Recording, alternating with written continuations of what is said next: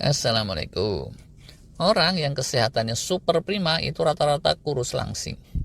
Manula bugar yang bisa sehat terus gitu sampai tembus di atas 90 tahun, di atas 100 tahun itu rata-rata juga kurus. Fakta semuanya itu. Tapi jangan terus diasumsikan kebalikannya. Jangan diasumsikan setiap orang yang kurus itu pasti sehat.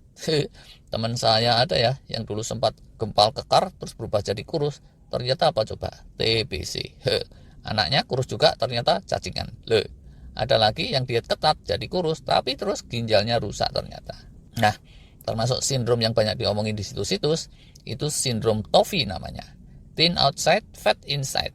Di luarnya langsing kurus tapi di dalamnya fatty liver merak-rak. Dan itu amat tidak sehat, Masya Allah. Dan karena itulah di bagian sebelumnya kita sudah tinjau juga bahwa orang yang kurus langsing itu tetap perlu rutin puasa fasting.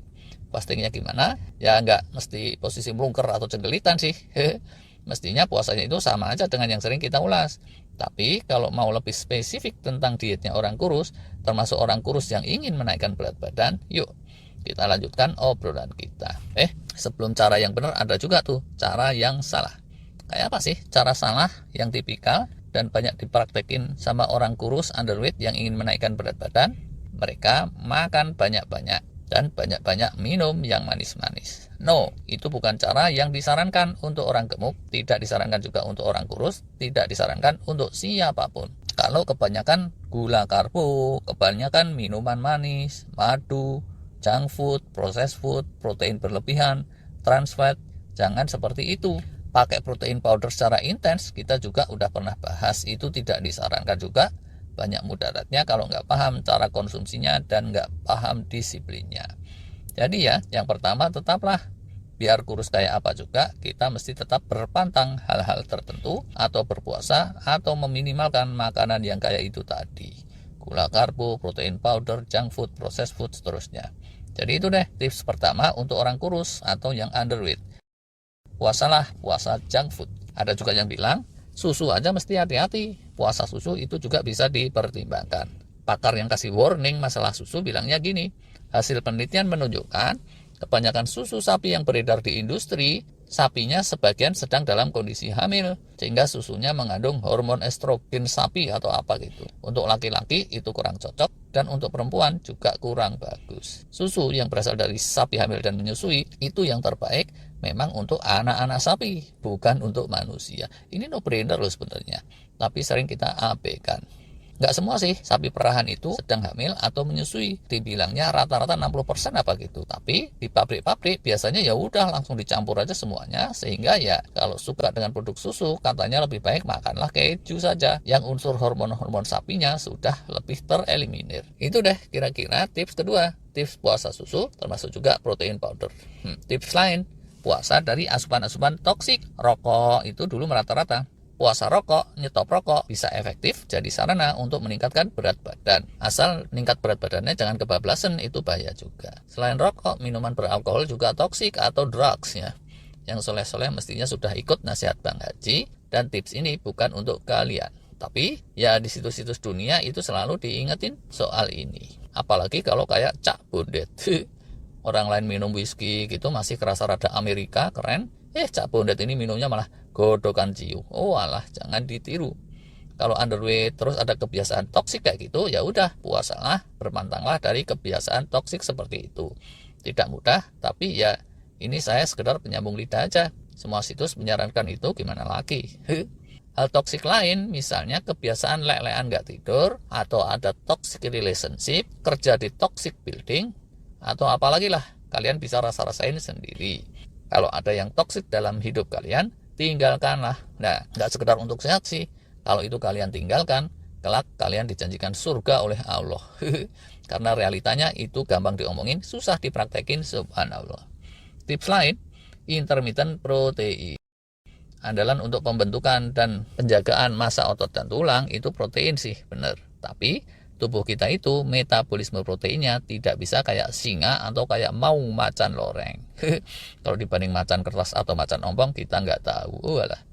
Kalau singa ya, kijang seekor, kijang beneran nih, bukan kijang sandwich, itu bisa mereka makan berdua atau bertiga sekali santap sampai ludes. Tapi kalau manusia nggak bisa gitu. Kalau mau penyerapan proteinnya efektif, diasupnya itu mesti berangsur-angsur. Jadi kalau kalian makan daging steak, jangan main lep. Atur-atur deh. Bisa model diet leptin yang dulu kita bahas atau cara lainnya. Tips lain lagi, di waktu-waktu tertentu coba deh kalian gusur asupan makronutrien berupa gula, karbo, protein, lemak. Gantikanlah dengan sayuran banyak-banyak. Misalnya di waktu lunch gitu, kalian makannya cuma sayur toh. Beneran, saya sendiri ini orang yang kurus bertahun-tahun dan sering mengamati sesama rekan kurus. Banyak orang kurus itu kurang makan sayur. Gut microbiome-nya jadi kurang efisien membantu pencernaan dan jadinya penyerapan nutrisi tidak seefisien rekan-rekan yang bodinya subur. Dan bagi orang kurus kayak saya gini, kalau terus karbo, protein, lemak digusur digantikan sama sayuran, itu terasa sih kayak diet fasting yang beneran. Jangan sebaliknya, kalian coba boost berat badan dengan makan gula, karbo, atau buah manis sepuasnya. Salah.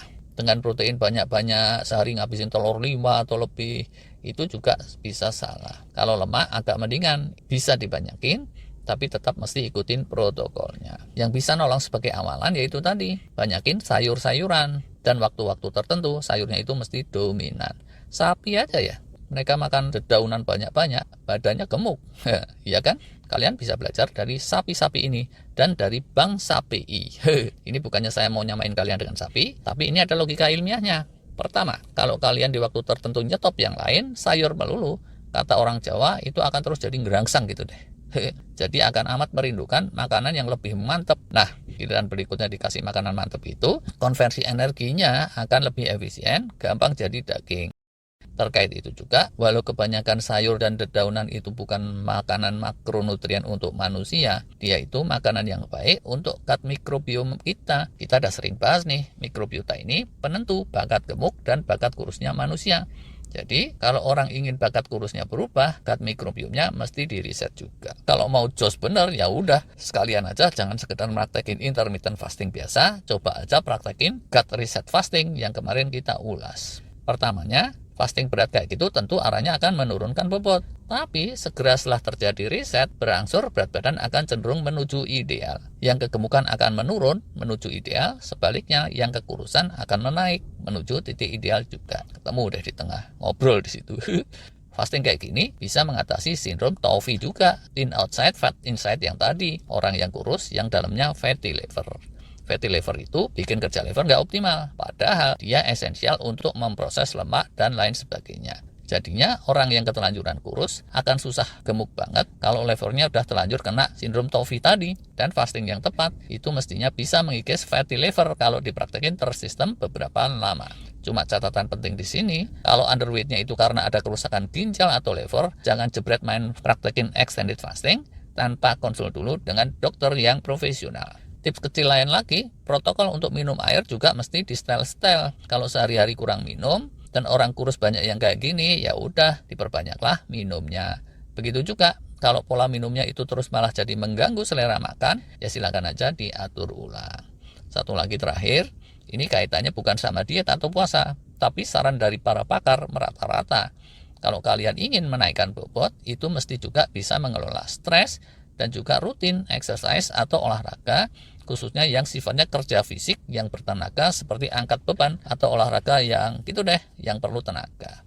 Jangan kayak Mbak Sutiem, mainnya malah main karet aja melulu sama main congklak, halma, terus karambol. Oh alah, itu tadi kehitung olahraga atau bukan sih, tahu deh. Ini mohon maaf ya, saran dan tips rekomendasinya tidak komprehensif, tapi ya insya Allah ada beberapa ide yang bisa dicermati atau diperdalam lebih lanjut. Terima kasih.